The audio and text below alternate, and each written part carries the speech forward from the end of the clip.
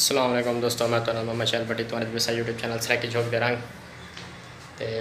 सारे YouTube channel पर नवा बंदा सब्सक्राइब करे तो पहले लाल प्रेस करे ताकि सब जो वीडियो तो आसानी नाल पहुँच वजे।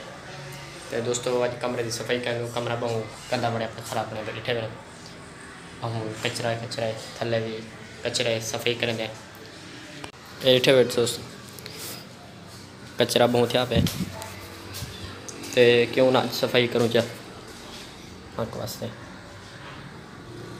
वे थले कचरे सारा सफाई करें।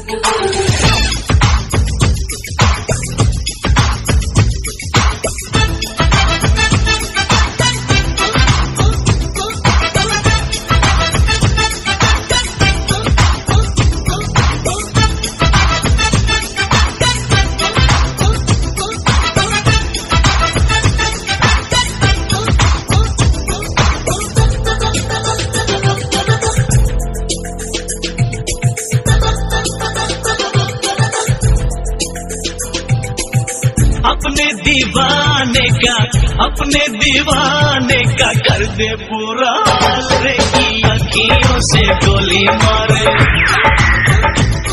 की अखियों से गोली मारे लड़की कमाल रे की अखियों से गोली मारे लड़की कमाल रे की अखियों से गोली मारे।